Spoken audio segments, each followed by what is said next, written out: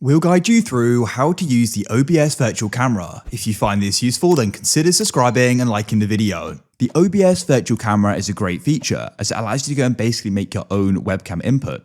To go and get started with this, you want to go to the bottom left of OBS into scenes, and we can go and press add scene, name this what you want, go and press OK, and we can come into sources and click the plus at the bottom and go and add the sources you want. I'll press display capture and we can then go and choose a display. Of course, you can go and then add other things by clicking the plus, add your webcam through video capture device, and there are other things as well. When you're ready and you want to go and start the actual webcam input, you need to go and press start virtual camera. So that's now going to be creating it.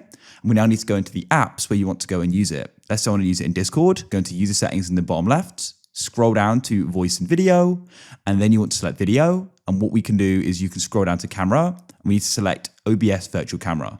And what we can do is press test video, and it should then appear there. Now, if you find that it's flipped, all you need to do is return to OBS. You can go and right click on the source, hover over transform and go down, and you can press flip horizontal like so.